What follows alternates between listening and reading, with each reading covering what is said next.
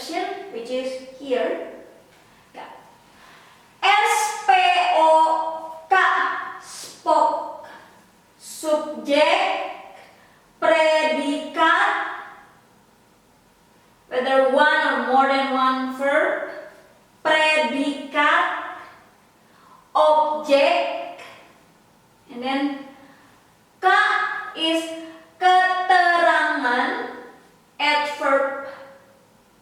There are two kind of. One is tempat. Empat is four, but you add letter T, or in Indonesian T. Tempat, it means place or location. Adverb or keterangan, tempat. Waktu, time. Keterangan waktu, time signal. Ka, tempat. Ka, waktu. SPOK. Or KSPOK. In this case, keterangan waktu, time signal. SPO, keterangan tempat, place or location. The exception that makes it different with English syntax is here. When you want to mention or write the adverb at the beginning of your sentence. In English, it's more into this. In Indonesian, it's more into this.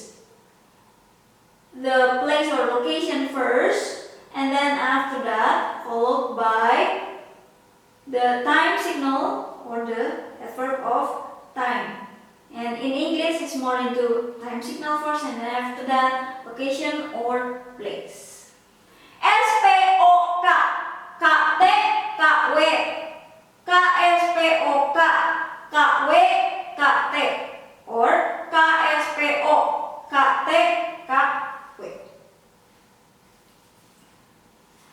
There is no the in Indonesian, or if you want to have the in your sentence, sometimes I have to explain it in more than one word. For example, if I have to translate it into something and then that has mentioned before, it's already 4 words to translate this word of the. I have already made these videos of the long time ago. If you want to translate it into Indonesian, the. In Indonesian, you have to choose from at least these 3 words because we have prefix se. It means a or a piece of. But if you want to use a, be careful because this one is for human being or people or human. Prefix se and then orang, human or people. Seorang, one word, it means a, for human being or people. And this one, ekor, it means tail. Seekor, it means a, for animal. Buah is fruit or thing. Sebuah is a for thing. Human being, people, animal, thing,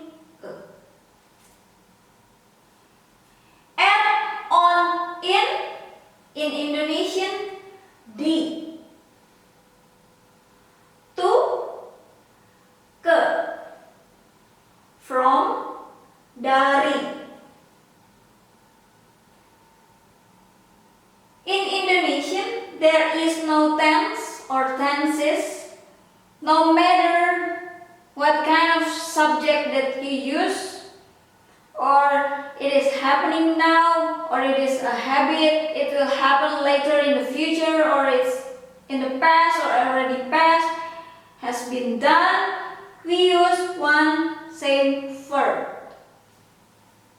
How you know whether it is now, later in the future, or it has been done, or it's already past, is by at least one word in front of the verb itself. Sometimes from this word in front of the verb, it will explain that it is happening now, or it will happen in the future as a plan, or it has been done, or it's already past. That's how it works. And this one, in Indonesian, most of the times, especially in daily conversation or casually, we just mention the subject one time, which is at the beginning of the sentence, at the first sentence, at the beginning. We don't keep repeating the subject again and again, over and over, because we have already known that the sentences after that will just talk at the same context, which is the subject at the first, or that was mentioned in the beginning. The context will be the same. That's why already here and then after that you might not hear or find the subject anymore. And especially in daily conversation or casually, the word's position might be scrambled. For example, the subject can be in the middle or at the beginning of the sentence, or almost at the end of your sentence, or at the end of the sentence. No matter this kind of SPOK, KSPO, KSPOK, in daily conversation, casually, the word itself kind of scrambled, and we're kind of like used as minimum amount or quantity of words as we could. For example, if I have conversation casually with my cousin or my friend, sometimes it's just go yesterday to the market. Oh, that's big. I know which one. That minimalize the amount, the quantity of the word that you use in the sentence. That's Indonesian casual conversation. Scramble, but also minimalize.